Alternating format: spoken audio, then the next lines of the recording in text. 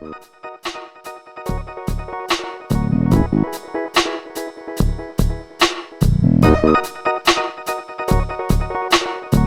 X Developer Podcast.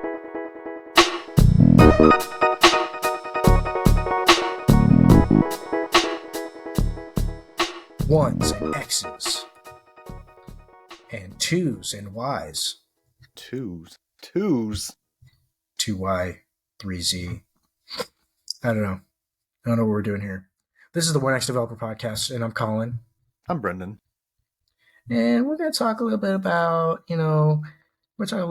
when... What's funny? You look funny like that I rub my hand? Yeah, you're rubbing doing your the hands Birdman.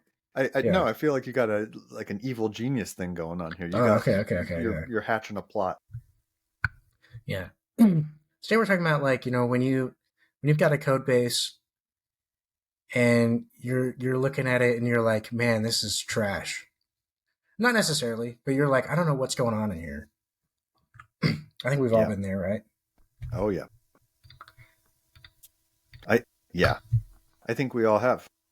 I think it's, well, one of the things I want to talk about in this episode is, can you even avoid getting to that place? Or is this just an inescapable part of software development? Yeah. You want to start there? Is this escapable? Is this inescapable? I have to believe, for my own sanity, that it is escapable. I have to believe that there are, like, all of these techniques that we've developed down through the decades, whether it's object-oriented programming or encapsulation or whatever it is, there are techniques that help us wrangle complexity to the point where you can you can work with the code and care about the things you care about and not care about the things you don't care about. You know what I mean? So, like, you can work with an object without understanding its internals. And if you're at the right level of abstraction, then you can do that. I have to believe, like, in the way that I have to believe that there's goodness in the world. I don't want to be too dramatic about it, but I'm just saying, like, if I did not believe that we could wrangle complexity in software, that we could have a code base that actually looked good, I think I might just, like, walk into the ocean. Well, yeah, I think I have to agree. I mean, what most people would tell you, probably most like experienced developers would say, is that, if your code isn't making sense and you've got, everything's all intermingled and you're at that point of like, should I just start over? That means that you made a mistake somewhere, right? That means that you did something wrong. Yeah. Yes. And I agree with that. I think that that's an indication that you took a wrong turn somewhere. It's fixable. Do you think that there are specific tools that are more inclined or less inclined to make this happen, right? I mean, I feel like this is a big part of why we make new frameworks all the time, right? Is because people think, okay, in this framework, we're going to have these things are going to be completely separated, or this is going to be logically put this way and that way and organized in this way. We're going to have little modules or that sort of thing. I mean, I know that to be true, right? Like we've seen, like, we know that some things are better than others in this way. Do you think that there's is there a framework that really, or a language or something or some tool that like solves this problem for the most part? No, I think it's case by case. I think every language and every framework has its foot guns, and I think every language and every framework is susceptible to what you're talking about. I think it really depends on the person who's using I think it depends on the programmer. And I also think it depends on the task. Like, I think the same programmer, framework, language combination for one task might be more susceptible to problems in one problem than a different problem. You know what I mean? Yeah, for sure. Yeah, that makes sense. It makes me think, because I've been researching languages a bit lately. I've been looking into languages just language design and that sort of thing. And something I've come across is like there's a lot of languages that people say they love, right? Like Haskell and Clojure and these things. I've seen some people online, and I don't have experience with those. Disclaimer. I've seen some people say that they love those languages, but every project they work in those, they end up like kind of a mess, and like only the person who wrote it knows how any of it works. Hmm. And I find that interesting that those two things are kind of at odds with each other, at least in that regard. Yeah, that is interesting. You kind of wonder when people say that, like, what makes them like it? Like how how could you be Right. like, I really like Haskell, but everything I write in it is a mess. So I think where it's coming from is that it they're expressive languages, as in like you can like there's a lot of different ways to kind of do certain things, and you can kind of express the things you want to in like creatively. And so I think what it is that just makes like the more writable something is, the less readable it is in a way, right? If there's a lot of Mhm. different ways to do something, then you look at how someone else writes something and you're like, what? Whereas uh, languages like Python, they tend, at least like the style guides and stuff, tend to direct you towards writing things in a certain way. Mhm. So they're, I guess, in that way, they're less fun to write. And there's, you're definitely a lot more limited in what you can do and the way you can approach things, but it's easy to read, right? That's like the whole thing with Python. Yeah. Yep. I think you're 100% right about the trade-off there. Easier to write. I don't know if they're like exactly opposites, but there does seem to be some kind of like inverse relationship between those. Have you ever worked with a code base that you felt was really good? Have you ever looked at a code base and just been like, yeah, things make sense? We're talking like a code base of significant size. I don't know if I have. I mean, I've definitely seen better and worse, right? I've seen Yeah. things that are better than others. Um, and so yeah, I'm kind of curious of that. Like what do we do? Well, I don't know if we go down like what how do we make things uh, better in this way? That's just like, oh well, we're just like rehashing like the pragmatic programmer or whatever. But I don't know what things do you think? Like I do think that unit testing helps, right? Because it really forces you to make your functions smaller and more like clearly defined. I Mhm. think the code bases I've seen that have really good test suites tend to be pretty good in that way. Honestly, outside of some open source projects, I don't know that I've worked on a project that had like really good unit tests. Have you worked with one at a job? Yeah, yeah. I worked at one that had like 80% coverage or something like that, and I think that helped. I think the thing for me is really, I don't know, being really a stickler for like separation of concerns kind of stuff, right? It it kind of drives me crazy when I don't, something's going on and I don't really like know where to look for it in the code. I think there's a lot of right ways to do things. It's more just a matter of sticking to one style within a code base. You know what I mean? It's like if we're sending out a bunch of emails for different purposes, like all of the emails are over here in the email module or repo or whatever it is. Right. I But I, I it want to it know where to go looking for stuff. sorry, yeah. I mean, yeah, but also that can be subjective too, and it might not be clear because that's the thing, right? We're talking about even projects that are owned by you can grow to that, right? So even the subjective choices that you made a couple months ago might seem subjectively like bad choices now, but a lot of that is just because you don't. I mean, you don't know what ways things are going to grow, right? Yes, I think that's 100% true. Okay. I think that's exactly right. I think the answer to that is to refactor early and often. I think you should spend time, like when you have that feeling that like, ah, I made a wrong decision and I put the wrong thing in the wrong place. I think that's the time to fix it. Like you don't, it only, the longer you put it off, it only gets harder to fix. You know what I mean?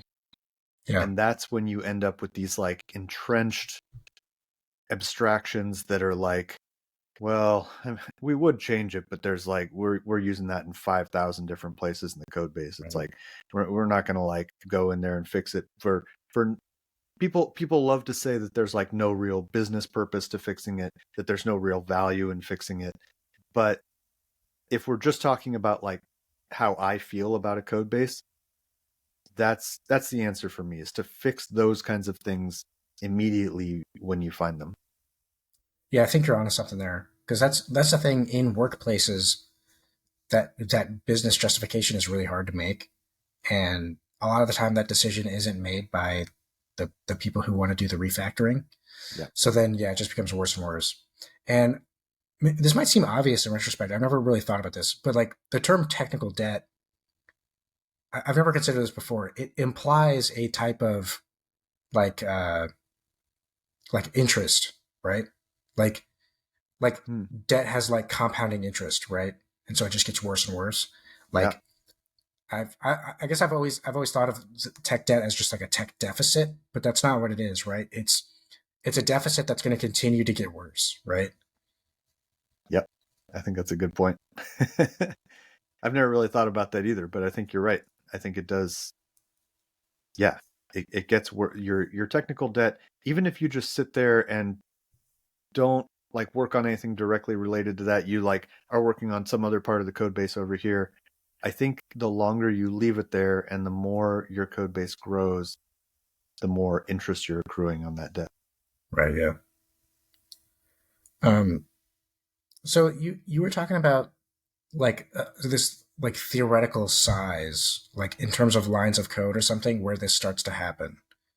Do Yeah. you think So, that's true? Do you think there's a number?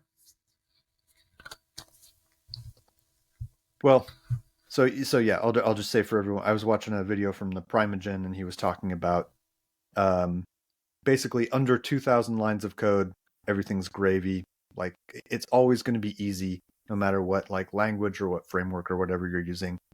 And then somewhere between 2 and 10,000 lines of code is when like the complexity starts to increase. And what he was saying was regret starts to seep in. That's the moment when you start to notice like, oh, I made those wrong decisions, and like this would really be better if I'd done it this way, and all that kind of stuff.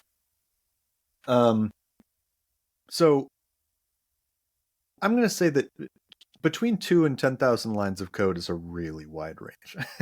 Yeah. So I don't know if there's a specific number necessarily, but like, yeah, somewhere in that range I think is about right. Somewhere over a few thousand lines of code is when you start to, um, that's when you start to need these kinds of tools that we've developed over time to like kind of wrangle and harness complexity. Um, so yeah, if I were to put a number on it, 5,000 seems right-ish. Once you get to that point, you probably start to reveal some of the warts in your code base. So something I thought was interesting is like I've heard people kind of mention something similar with team size, like around I think around like 10 developers. People say, oh, it starts to get like that's too many people for like one team, and that's when it starts to be like, okay, maybe we want to have like two 5-person teams and manage things that way. Mm-hmm. So I don't know what my point is there. Just drawing the parallel. I feel like there's growing pains in multiple different arenas, right? When you get to a certain size, you start to realize, oh, the things that worked at the micro level don't work at this level. Oh man, I mean, I think that's a whole topic in and of itself. Like when we look at like bots and social media and stuff like that, there's just I feel like in recent years we've seen so many things where like things worked but they didn't work at the scale that we're doing them now. You know what I Yeah. mean? I think social media was like a huge experiment in that, and it showed pretty clearly that things break down after a certain level. What do you think that is with teams, though? Like, why? What happens somewhere around 10 people that causes the team to suddenly become unworkable? Well, I think maybe it's just like the ratio of like developers to product to testing. That I think that's part of it, right? Mm, Like I think, five developers, one product person, like one scrum master type. Like I think that's a really good setup.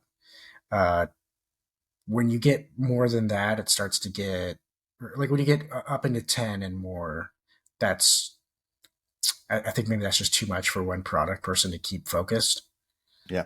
Um, and now that I think about that, I think maybe this wasn't in a software context. I saw this. I think it might have been like a startup thing that like once a startup gets over 10 people, it starts to like the company needs to like not restructure, but like that's where things get a little difficult. That's where it's like, okay, we're transitioning from very small startup to small business or medium sized business type thing.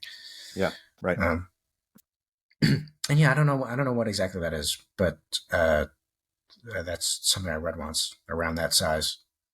I've never been Yeah. in that position really, so I think that makes sense, though, that it mostly has to do, yeah, that it largely has to do with the manager. Like, there's only so much bandwidth a leader of a team or a manager or whatever can accommodate before, uh, yeah, before it kind of becomes unmanageable. and I think that's particularly hard, right? When you're at 10, because you're not really like, okay, so when you've got five developers, you've got everybody's on one team, right? When you've got 20 developers, you've got, three or four teams. When you've got 10 developers, it's like you've got two, which is like weird, right? Yeah. Two is like less than a group, but more than one, Like, so you got two different teams that are doing things and they're just in parallel and they're just like, they're equal to each other. And, I'm not sure how to explain it, but there seems like that's kind of awkward, right? Yeah.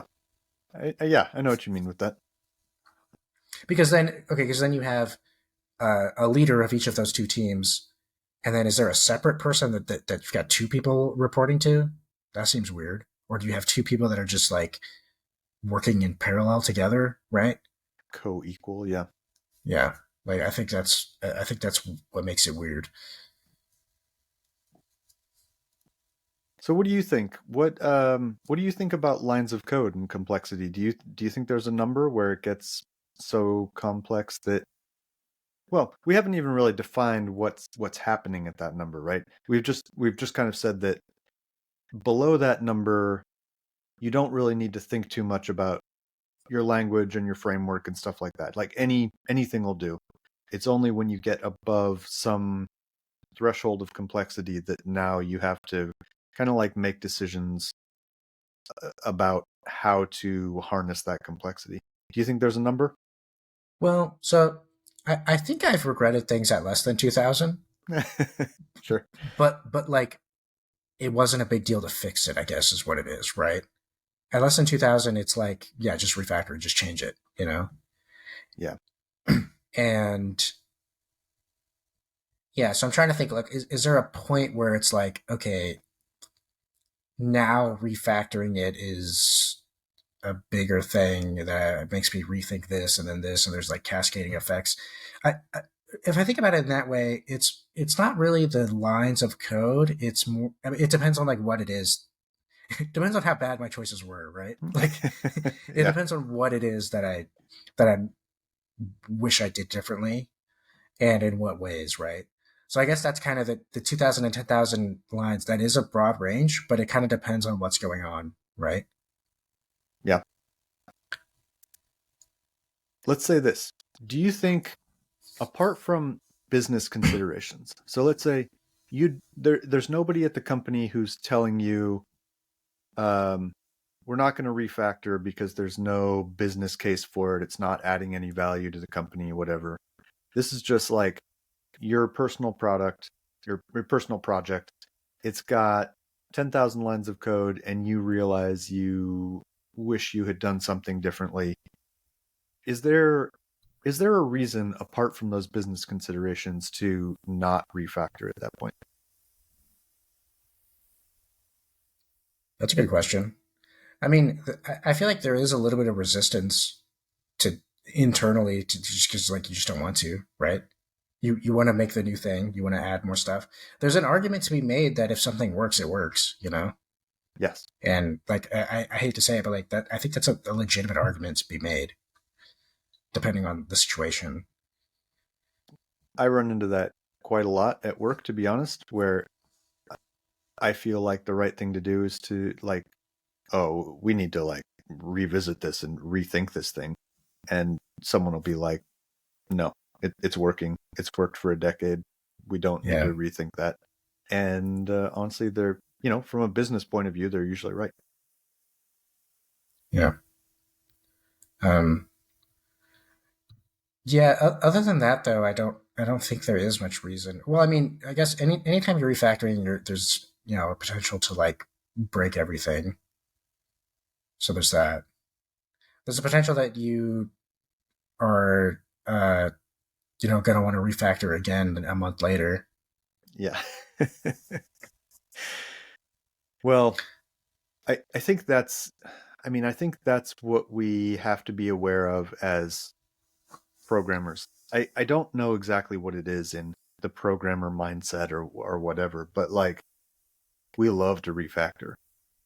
Yeah, It yeah, it just always, I don't know, man. It always seems like the right answer. It always seems like the right thing to do is just to like, this is too complex. I'm gonna start over and I'm gonna do it right this time. And then like as soon as you're done with that, it's time to refactor. Well, and I will say that like so there's a difference between refactoring and rewriting, right? And I will say I fall down this thing with personal projects where I'm like, yeah, I just want to start over with a whole different tech stack, and I want to legitimately rewrite the whole thing. And that for some reason for me that feels more appealing than refactoring a lot of the time. Yeah. And it's weird because I've been in that position in work settings too, where it's like, okay, this is so messed up. Do we like? Legitimately think we should just start over. Like I've been there. It's like, dude, let's just like create this again from scratch. Like we're so far down this, you know. And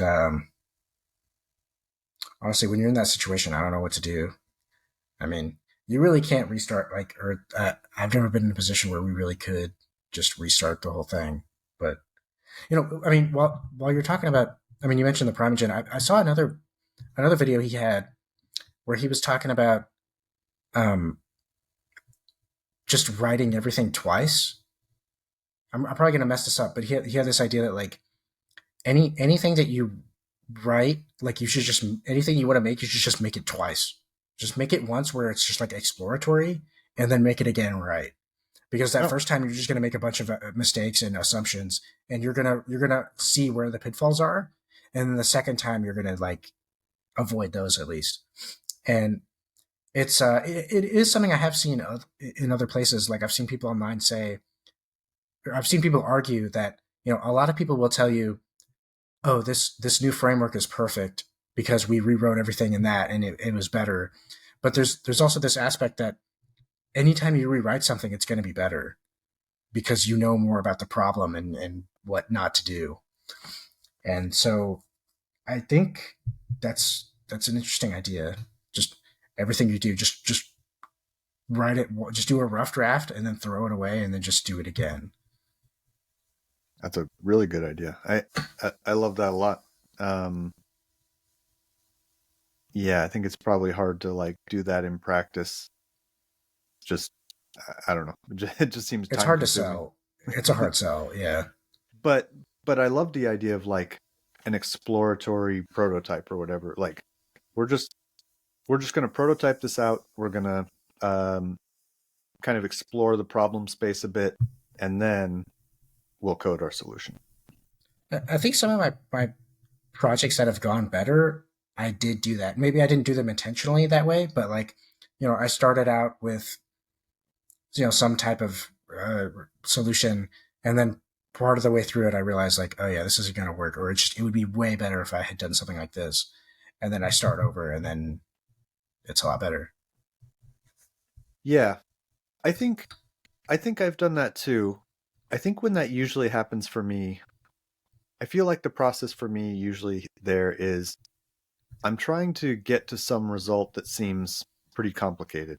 So I'll start with like a really simple thing, and then I'll like expand it a little and then expand it a little and try to do a little more and a little more. And then like by the time I get to my desired result, um it like my code kind of shows evidence of that step by step process. And I think I'm Right. in a much better space if I just rewrite that from scratch and just be like, okay, now I see now how to get from point A to point B. I'm just going to like rewrite it and do it straight ahead. Right. Right. Yeah.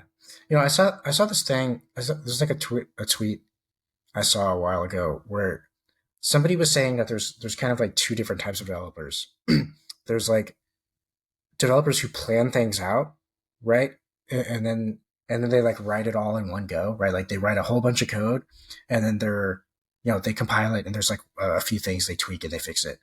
And then there's people who do more what you're talking about, where they start with a really small piece, they make that work, and then they expand on it, and they make that work, and they expand on it, make that work. And I'm definitely the second, like what you described. I'm like, okay, let's get some text on the screen.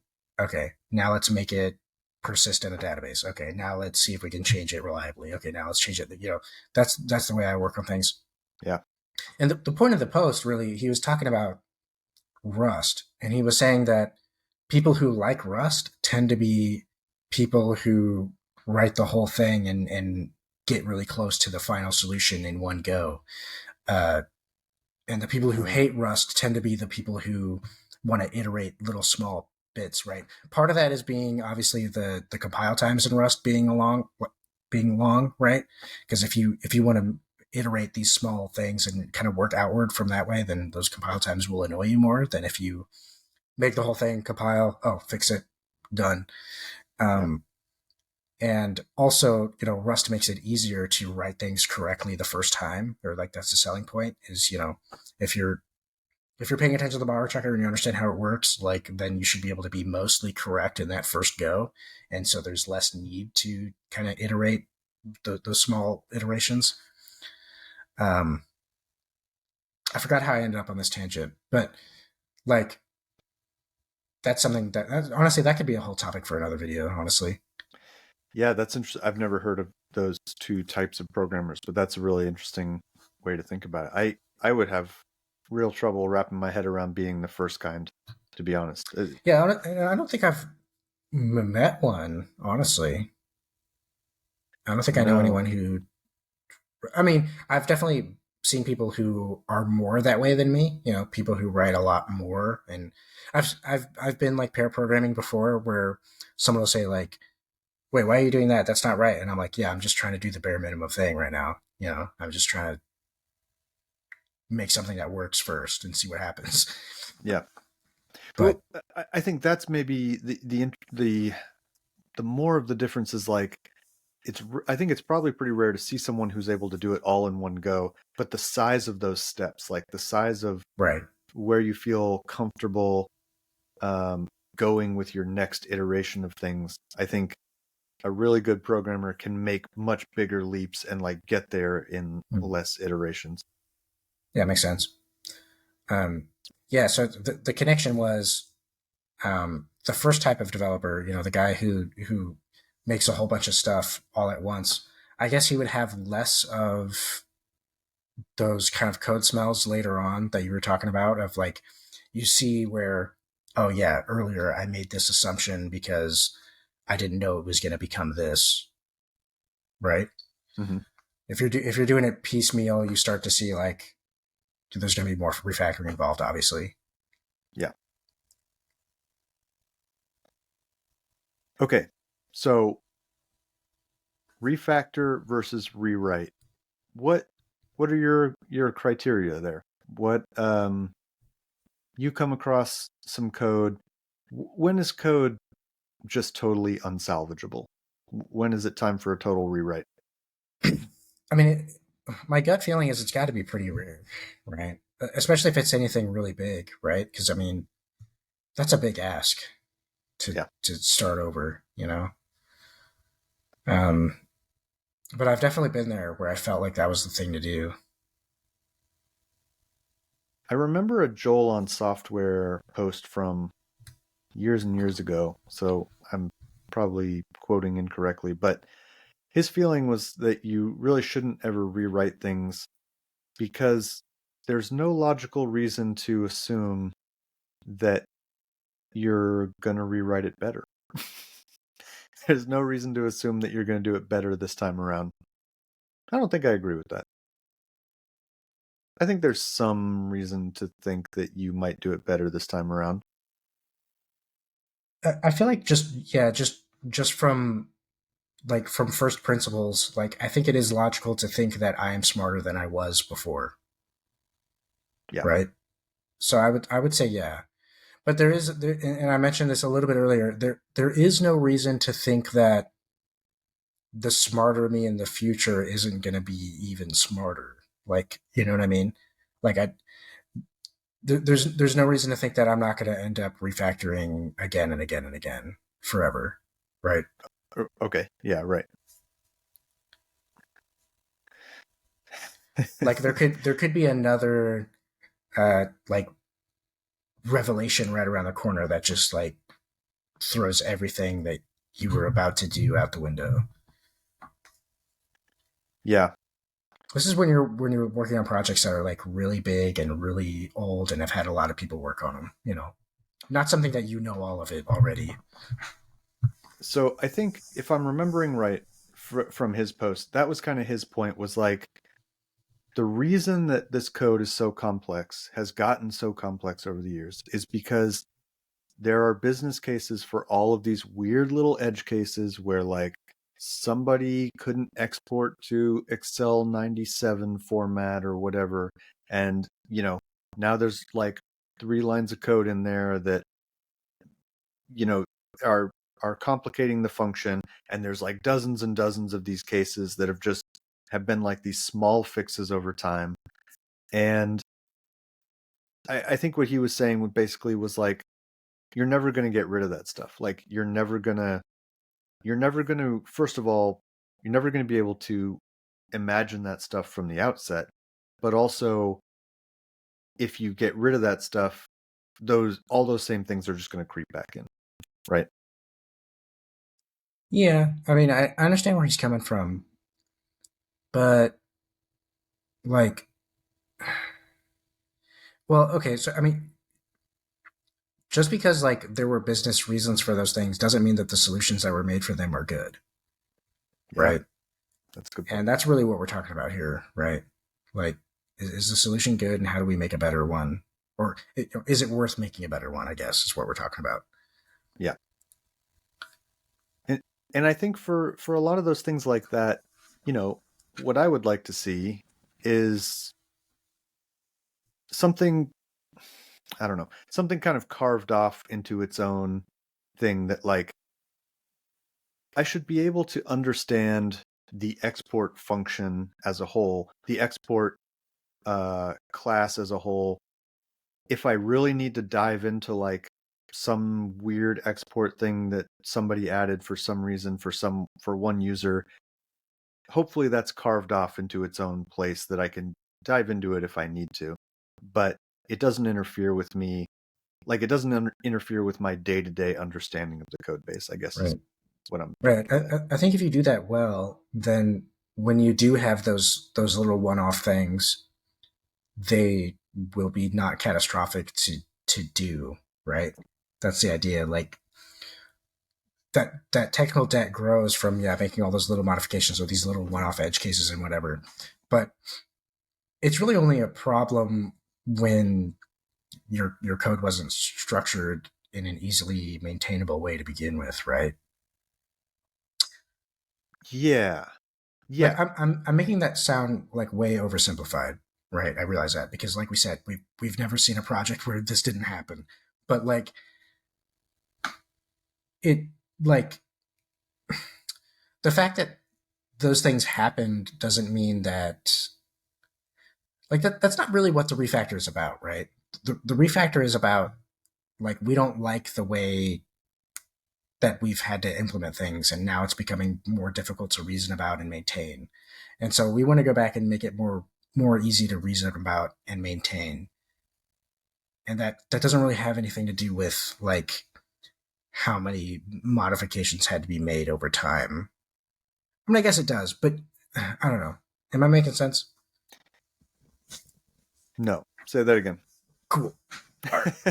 So it sounded like what you were describing is sort of that, there's all these small changes that had to be made for these edge cases, right? And that's why we don't want to refactor, right? Was the argument is that uh, those things will continue to happen, right? And that we've uh, what else was it? Was that all Well, it is? I think his argument is against rewriting in general. So, or I guess rewriting. yeah. So he doesn't think that. I think he thinks that a lot of times people look at all those different edge cases and they say, "This is too complicated. Let's scrap the whole thing and start over." Right. And yeah, he thinks that basically all those things are just going to creep back in again once you rewrite it. Okay. So I mean, like, I think like that's reasonable. Like that's a good point, but I don't think really people say, oh, we need to rewrite because there's all these edge cases that we had to account for. I think they rewrite because they say, oh, all these edge cases aren't coded well. Like they're not, the code isn't structured in a way where it's easy to make those, yeah. Right? And that's what they want to do is they want to make it easier to do that, or make it just, more logical, easy to understand, right? So I think it's, I don't know. I think rewriting is worth it sometimes. I think so too. Yeah. No, I liked what you said about easy to reason about and easy to, what was the other thing you said? Maintain. Yeah. If it's, I think that's when a rewrite can be necessary, is when it just becomes like an absolute slog to do anything, to make any kind of change in the code. That's when things are like, do we need to take a step back and just start from scratch here and like rethink these ideas, knowing what we know now? I mean, you end up in these situations, right, where it's like, okay, I have this class that's like this, but I'm gonna have to add all this other stuff to this class. But then after I do that, this class is basically the same as this other class, or the reasons for things even being the way that they are start coming into question. And I think it's worth refactoring or rewriting at that point. Yeah, I think so too. I think to kind of add on to what I was saying earlier, when you have that feeling that like, we really need to do something here, like things are really becoming unworkable here. I think, I think if you can keep those refactors consistent and small, refactors, rewrites, whatever, I guess whichever direction you decide to go with it, if you can keep them small and you do it kind of all the time, I actually think that's a good place to be. Yeah, I mean that's what like the test-driven development guys will say, is that it's supposed to be like you do your test writing as like one phase, and then you do like your code writing as another phase, and then you do your refactoring as a third phase. And I think it was a book called Working with Legacy Code or something like that, where it was a test-driven development book is basically what it is. And oh wait, it might have been this other test-driven book I read about that. I'm not a huge test-driven development guy, really, but I remember a big part of the ideology is that when you're doing one of those phases, you don't do any of the other phase things, right? Mm-hmm. So like when you're in the test writing, you're not writing any code, and you're definitely not refactoring anything. When you're refactoring, you're not making any new code. You're not writing any new tests. So like, I think that's, if you follow that, then, I mean, the way it's ideally supposed to go is you make a unit test, you make code that passes your unit test, and then you refactor. And if you're doing that, then your refactor should always be very small, right? Because you're doing it basically anytime you do anything. So right. We probably should do that more. I mean, something that occurs to me, as we've gone in this episode, this idea of like, I don't know, it almost seems like a little bit of a subjective thing about like what's a refactor and what's a rewrite, like, I don't know. I started the episode thinking that those were like two kind of totally different things, but if you're keeping it really small like that, I don't know, if you create a new class that does a new thing if you create a new class that's kind of like replacing this old class, is that a refactor or is that a rewrite? Right. Yeah, no, I know what you mean. I was thinking the same thing. But like originally I was thinking rewrite as in like starting the project over, but that's a very dramatic thing that we're not gonna do, often. Yeah. But yeah, it's a blurry line between the two for sure.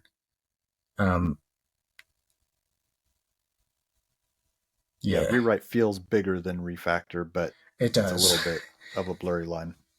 Yeah. Okay, so one thing I'll say, one other kind of tangential point, like if you decide it's time to refactor, and let's say it's small, right? You're doing a small refactor. Sometimes I end up in this thing where I'm like, okay, do I make a separate pull request for this, or do I just put it in there with the change I'm making? You know what I mean? I feel like if you're doing the test-driven development thing I'm talking about, then it should all be included in one, right? Your pull request has the new unit test, the new code, and then whatever refactors, right? But if you're refactoring a lot of stuff, that probably should be its own pull request, right? Yeah. I think, wait, you're saying separate from the unit tests? No, separate from whatever it is you were originally doing, right? Like you get a ticket that's like, fix this bug, whatever. And then you get in there and you're like, oh, yeah, I want to rewrite a ton of shit. Like, obviously in that situation, it should be a separate pull request. But sometimes that can be hard. That can be a hard judgment to make, I think. Yes. I think the rule is that any kind of like refactoring pull request should be totally non-functional. Like it should just be, you should be able to accept that pull request and nothing changes. Even the bug that was there continues to be there, right? And then you do something to utilize that refactored code to fix the bug. But yes, I think those should be separate pull requests. So you think you should do the refactor first? Well, I guess you kind of have to, right? Like, that's what I was thinking. I was thinking you wanted to do the refactor in order to make solving the bug easier, right? Right. But yeah, I mean, when they're intermingled, though, like if the bug is, I don't know. I guess it like, I feel like this whole episode is like everything kind of depends on the specific situation, right? Depends on the example. But I don't know. I definitely slip refactor stuff into like features and bug fixes, and I probably shouldn't. But here's the thing: if I say like if I make the change, and I say like, okay, we're going to refactor this later, it just won't happen. Right. Yeah. Yeah. I mean, no. I mean that depends on company culture. You should do whatever is normal for the company. I agree. At my company, a small refactor to fix a specific bug would probably be just one pull request. Because like a lot of the time they're intermingled, like the refactor is required for the bug and it's logically directly related to the bug, that kind of thing. Yeah. Yep. That's probably how I do it at my company too. But I think in a perfect world, I think those would be two separate pull requests, at least two. One totally non-functional refactor, and then another one fixing the bug. Hey, what is that RS behind you? Oh, that's a coaster from a charity organization here in Kansas City called Reconciliation Services. Let's go. Yeah, no, they're awesome. Check them out.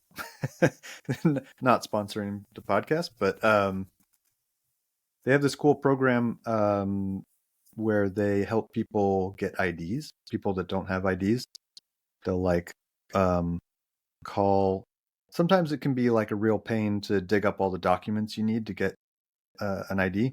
Like say you don't have a social security card and you don't have a driver's license, you don't have any of this stuff, like you don't have a birth certificate. Like where do you start looking up for all that stuff? You got to like contact a bunch of different hospitals in a bunch of different states and try to get all these vital records. That's one of the things they do is help people get IDs.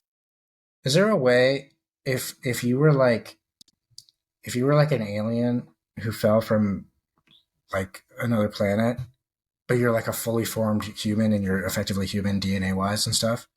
Is there a process for you to get an ID? Like you have no birth certificate, like you've got nothing. I mean, I think in order to get an ID, you have to have some other form of ID. I don't think anyone. So I mean, what happens when like when like I mean, there's got to be like babies that are just like born on farms or whatever that are just like whatever, they just grow up in the middle of nowhere. Nowadays, in the last 100 years, you think? I mean, it's certainly not common, but I feel like it's got to have happened, right? There's got to be like someone who's slipped through the cracks. Sure. There's people out there. I really have no idea. I don't know. I mean, I think you're required to register at a hospital or something, even if you were born on a farm and like raised there and stuff. I think you were supposed to at some point register with a hospital so that somebody has a certificate of live birth on file somewhere. And if that never happened, do you think you can do it as an adult? Like if your parents are still alive, you think you can go to the hospital and be like, oh yeah, he was born on this day? I don't know. I mean, would they just take your word for it? There have to be. I don't know. You're right. There have to be processes for this. There are certainly people. There are people born in countries that don't have good record keeping. There are all kinds of stuff like that. So or like records just get lost and stuff. Records just get Ireland had some kind of fire. They lost like all kinds of birth certificates before 18 something. I'm having one of my Colin moments right now, but I always assume that like Superman's parents just like, or like surrogate parents just kind of like forged his stuff. Or I guess honestly, if he arrives as a baby, they probably could just say it was theirs, but whatever. Yeah. They're like, we had this baby. Yeah. Are you thinking about starting I think, hold on.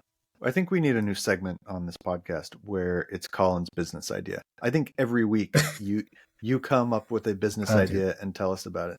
Because you said we have it every on day. Record. We can go back. Yeah. Every day you have an idea. Yeah, I forget them though a lot.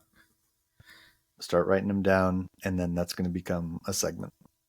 Have you ever heard about like the Jerry Seinfeld method of writing jokes? The X's on the calendar? Yeah. I think did I talk about that on the podcast once? I don't know. I've heard about it from like productivity books. Okay, cool. Yeah. I have that, but like with business ideas, but I don't even try to do it. Just every day, just an idea. Yeah. Just check it off. Yeah, every day an idea. So are you thinking about starting a business where you forge birth certificates? No. I just wonder like, you see like sci-fi and stuff and like where like a clone, shows up or something. It's like, what do you even do? Like what, like, can you get a driver's license if you're a clone? Like you're cloned by like a mad scientist in the mountains or whatever, like what the heck? I don't know. I mean, there has to be some way to do something, right? I don't know. I don't know what it would be, but surely the Social Security Well, Administration has dealt with this in some way, shape, or form. well, there's a whole other element to this. This is actually something my brother said to me years ago. He was like, if aliens come to Earth, like, does like U.S. law apply to like other species, right? Like, does it apply to? Because I don't think it ever actually states that it only applies to humans. It's just kind of like we just know that, right? Mm-hmm. It says people, right, or persons, things like that, individuals. Like, does an alien species, that's intelligent, maybe even more intelligent than us, does that count? You know, like is that like illegal immigration if an alien lands in America? We'll have to deal with that. Cross that bridge when we come to it, Colin. Yeah. Yeah. I think that's what I told him. I was like, I mean, it's kind of like an extrajudicial, like, we would just have to figure it out, like it would be an exceptional case. Yeah. I mean, I think we'll probably have to deal with it someday when we meet up with the aliens, right? When? When we meet up with the aliens. You don't think there's aliens Uh, out there? oh, I think we already met them.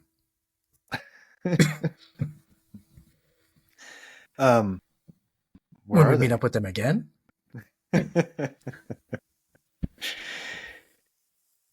And Okay. that's why you should refactor your code. Do you have anything else you want to say about refactoring, or do you want to get into a little whose side are you on segment? I think that's it for me. What I said at the beginning about hoping that that you can always kind of that there's no point of no return with the complexity of your code, that there's no point where you absolutely need to scrap it all and rewrite everything. That's really like a theoretical thing, I think. Uh, there there may be practical reasons why you just need to scrap it all and start over and start a new family in Oklahoma. Yeah, I don't know if we gave any like good actionable advice in this episode, but hey, we try. You're always constrained by, business concerns, and that's not always a bad thing. Like I said, programmers have a tendency to wanna, I don't know, scrap it all and start over, and that's not always the right thing. Right. Okay, so whose side are you on? This one's related to today's topic, so I think it'll be a good fit. Do you think there's a limit to the number of lines in like per file? Do you think there's too many lines in a file? And if so, what number of lines is that? Do you even care? Like, because there are people who care a lot about this. Like people say like, oh, there's 600 lines in this file. It's way too many. But it's like, there's also like code bases where there's files that have, they're just ridiculously huge. What do you think? There is absolutely a point where there are too many lines in the file. If Sublime chokes opening the file, like if I can see the loading bar in Sublime, that's too many lines. I'm thinking of one particular file in our code base at work that is far, far too many lines. I don't know what the number is. I mean, I don't know. I kind of think a few hundred is probably a good number. 600 doesn't seem like an enormous file to me. That Yeah, seems no, manageable. that's pretty normal, I think. When you're getting into like a few thousand lines, it's probably time to break it up. I'm going to say So, 2,000 lines is too many. I mean, I agree that like, yeah, there's a point where it's just too damn many. But I don't know what it would be, and I think I lean more towards there not being a hard limit. Like, uh, I don't feel like oh, this is too many lines. We got to put this somewhere else. Like I don't think that really makes sense, right? I think that what file things goes into is more of a logical thing. Um, Hmm. like I don't know.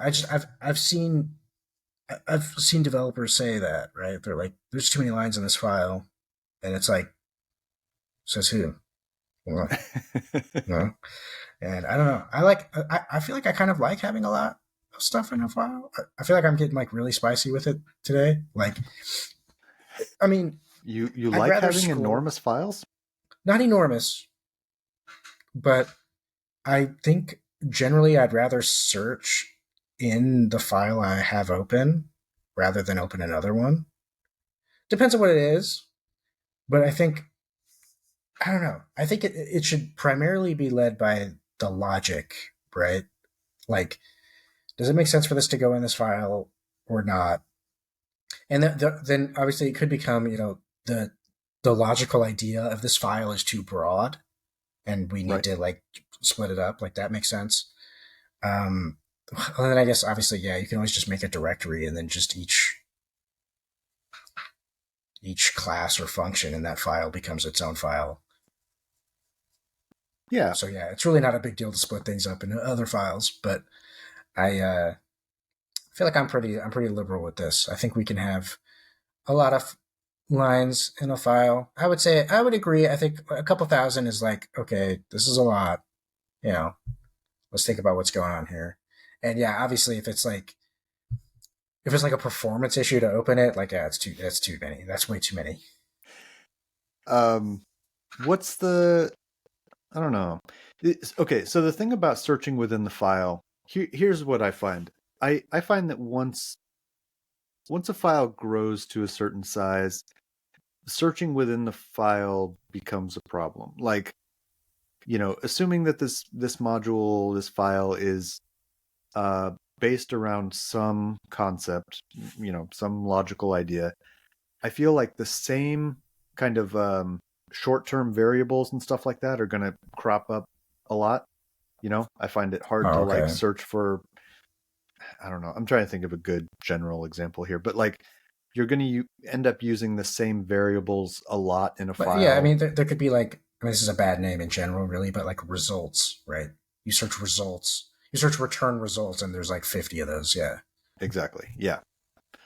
I think that yeah, that kind of bothers me. I just don't see a lot of downside to breaking things out into separate files. Like I use Sublime and I do the I don't even know what you call it, but I can type like any part of a file name, and get to the file pretty easily. Um, I don't I don't even know the directory structure all that well Oh, necessarily. yeah. I can just like start typing a file name, and it doesn't have to be exact. It just needs to be like some Yeah. pieces What of is the that called? file. It's like in VS Code, it's like Control P, I think, and It's yeah, it's it's like Command P in go Sublime. to or something, quick open or something. Yeah, what do they call that?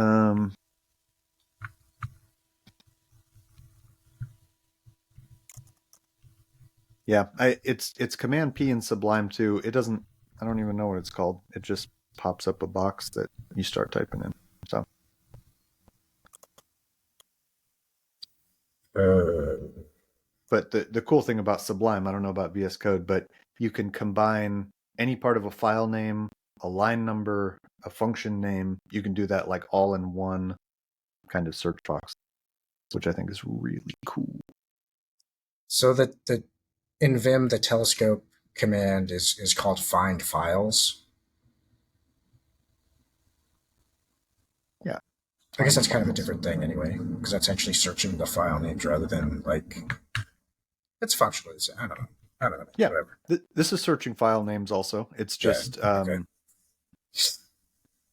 all I'm saying with like breaking up large files is that I don't need to know exactly where the file is. I just kind of need to know um, roughly like where it is, The name. Yeah. and then I can look at files in the that are like in the same level of the hierarchy, and that's no Yeah. I problem. do that too. I I do find files, and I just usually just the name of the file is enough. But if there's multiples, then yeah, I might put like something else in the hierarchy there too. So yeah, yeah, that's definitely true. If you get a really big file, um, I don't know what that number would be. Less than 5,000? Is 5,000 too many? 5,000 sounds like a good limit. I'm thinking like a hard limit. Like you cannot go over this. I'm I'm going to say 2,500. And if we exclude certain kinds of things like weird CSV files and config files and like Right? Yeah, yeah, yeah. Your package just log file can be huge. Whatever. straight code, I think 2,500 lines is a very, very big file. If you're hitting that limit, you need to rethink your life. I'm trying to think like what like I want to go through my GitHub and see like what some of my bigger files are. Because I feel like maybe I'm overestimating how big my files get. I probably am. Like let's try to find like a bigger project, or even let me look at like. I'm sure this is like really riveting for our listeners right now, but like I want to like even look at like some open source like let's try utils. That's always a banger. You always get a lot of stuff in utils. Nothing but Yeah, hits. like encrypt.py. It's 2 lines. Database.py. It's 83 lines. Yeah, no, man, that's. I'm gonna have to find. I'm gonna have to like try to think about this. Try to find a like a good grep command, like a fancy grep command for like biggest files in my projects directory or something. I don't know how to do that. I'll have to look that up. Isn't it WC-L or something? Not the one that counts lines in a file. You're so smart, dude. Are you sure you're a 1x developer? I don't know how to use it. I just remember hearing about it one time.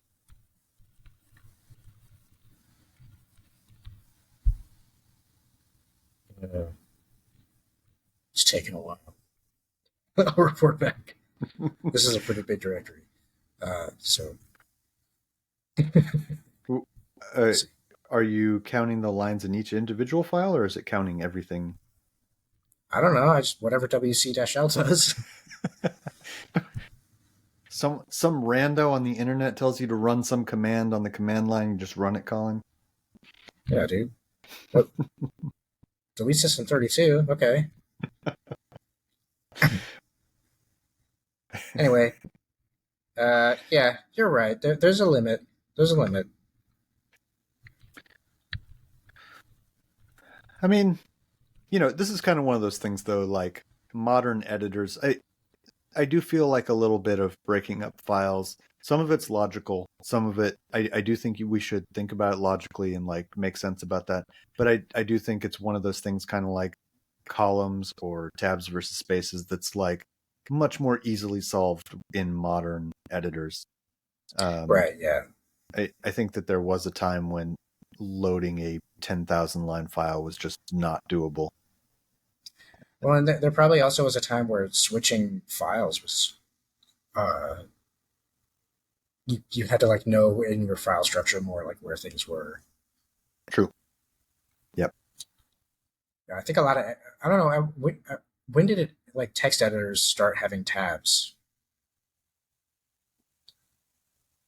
I'm going to guess around the same time that browsers did, right? I would think so. Probably after browsers. I think Chrome kind of like made tabs become like a mainstream thing.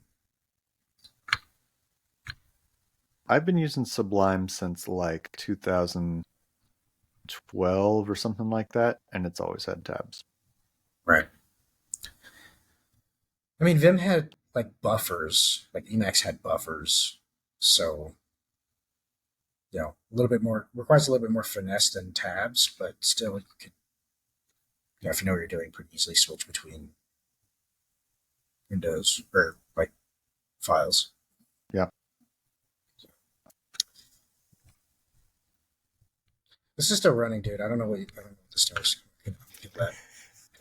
I think it might be counting all of the lines in all of the files in the directory.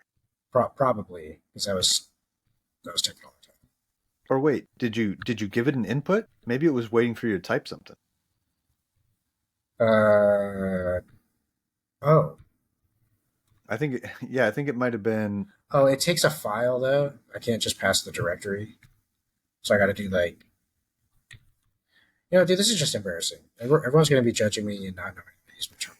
So let's just call it right here, and I'll report back later. All right.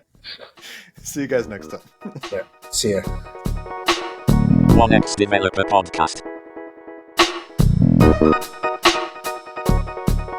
Hey everybody, this is Colin. First and foremost, I want to thank you all for listening to this episode of the 1x Developer Podcast, and let you know that if you have any questions, comments, or if you just want to tell us about your day, you can reach us at X, formerly known as Twitter, at 1x Developer Podcast.